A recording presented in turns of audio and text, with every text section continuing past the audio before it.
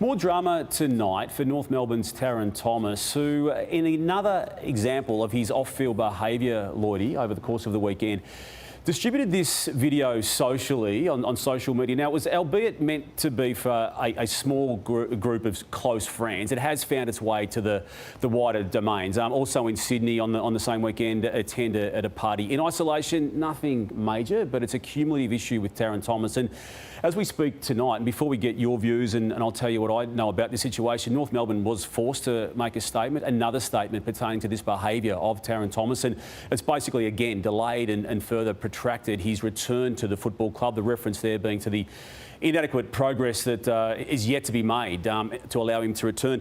Lloydie, based on what I'm hearing today, it's at best line ball that Tarryn Thomas plays for North Melbourne Football Club again. Certainly this year it's in question. The body issue, the conditioning for match fitness is way out at the moment, and these continued behavioural aspects are just delaying it. And it's got to the point now where they are just absolutely tired of it, to the point where the contract he's got for next year is now in question in my eyes as well. He's an absolute drainer. He's an absolute drainer on the North Melbourne Football Club, and I don't say that lightly. I've seen it before with players who, you've got that many players at North Melbourne and staff trying to turn their club around, to trying to be respected again and stand for something, and the amount of time and energy that they're wasting on Tarryn Thomas. So they've already brought him back into the club once, have to let him go back out again, wanted to reintroduce him in the next week. And whether you're sending that to one person or 10... It's dangerous. It's dangerous, yeah. It's immature.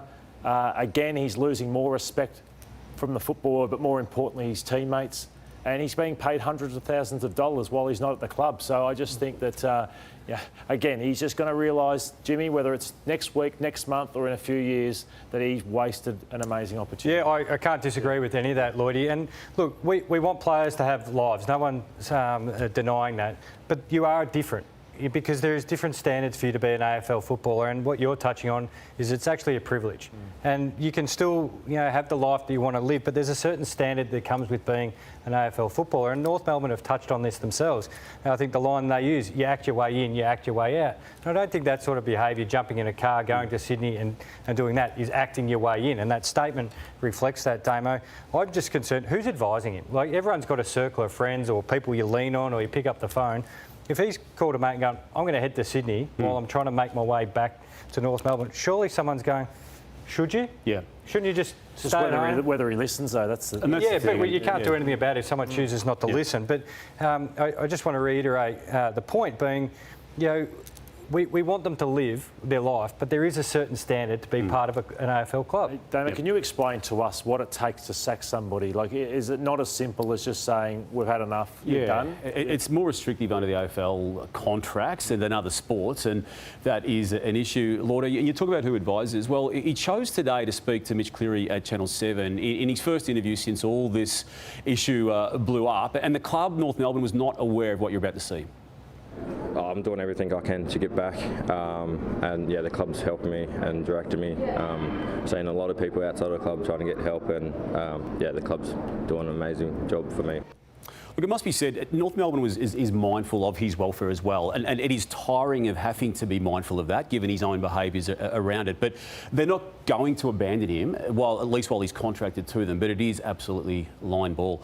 The mixed messaging now, I think, is back in play when it comes to tribunal outcomes over match review office adjudications. Now, just before we get to that issue, though, Ed, back in Adelaide, Tarryn Thomas.